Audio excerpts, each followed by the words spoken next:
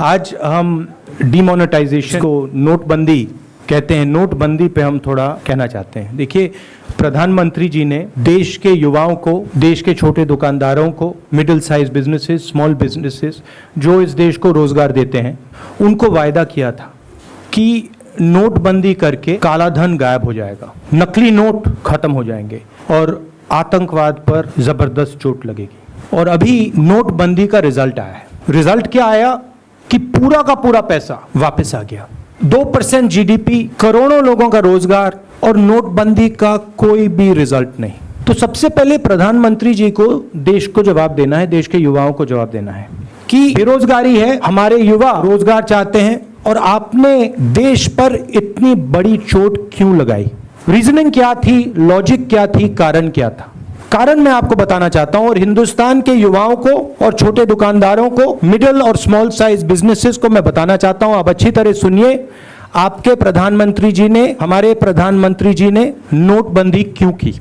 उनके सबसे बड़े 15-20 उद्योगपतियों के पास, क्रोनी कैपिटलिस्ट के पास, जिन्होंने बैंक का पैसा लिया था, उन पर उनके पास नॉन परफॉर्मिंग एसेट्स हैं।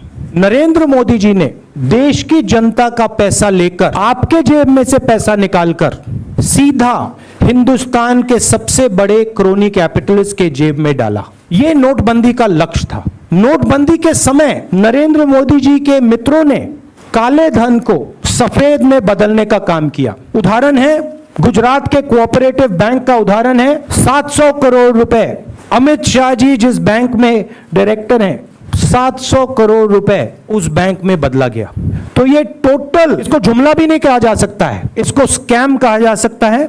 और नरेंद्र मोदी जी ने बिल्कुल सही बात कही थी कि जो 70 साल में हिंदुस्तान में नहीं हुआ, जो कोई नहीं कर पाया, हिंदुस्तान के प्रधानमंत्री ने वो निर्णय लिया और देश की इकोनॉमी की धज्जियां उड़ा दी। सच्चाई ये है कि 15-20 क्रोनी कैपिटलिस्ट के लिए नरेंद्र मोदी जी ने नोटबंदी की और अपने मित्रों को मदद करने के लिए उन्होंने राफेल स्कैम किया। The intention was very clear and let every Indian person understand this. The intention was to help the richest people, the most corrupt people in this land change their money from black to white. नोटबंदी कोई गलती नहीं थी। नोटबंदी आपके ऊपर आक्रमण था।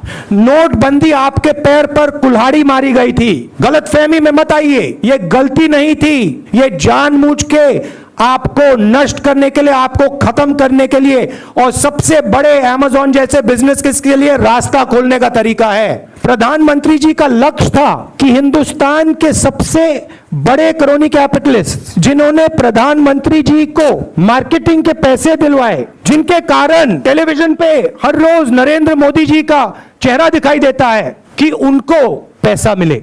और पैसा कैसे मिले? हिंदुस्तान के किसान, हिंदुस्तान के महिला, हिंदुस्तान के छोटे दुकानदार, हिंदुस्तान के middle size business, small size businesses के जेब में से पैसा निकाल के सीधा उनके 15-20 क्रोनी कैपिटलिस्ट मित्रों को मिले। सिस्टम है। क्रोनी कैपिटलिस्ट नरेंद्र मोदी जी की मार्केटिंग करते हैं, नरेंद्र मोदी जी जनता से पैसा छीनकर क्रोनी कैपिटलिस्ट को देते हैं। बड़ा सिंपल है। अरुण जेटली जी और नरेंद्र मोदी जी ने हिंदुस्तान की इकोनॉमी को नष्ट कर दिया है। हमारे समय 2.5 लाख करोड़ रुपया नॉन परफॉर्मिंग एसेट था, कंट्रोलेबल था। आज 12 लाख करोड़ रुपया नॉन परफॉर्मिंग एसेट है। क्यों? क्योंकि नरेंद्र मोदी जी ने अपने मित्रों की रक्षा की है। 1 पॉइंट प्रोग्राम है। पहले 20 पॉइंट प्रोग्राम हुआ करता था, अब 1 पॉइंट प्रोग्राम है। हिंदुस्तान के क्रोनी कैपिटलिस्ट को कैसे मदद की जाए।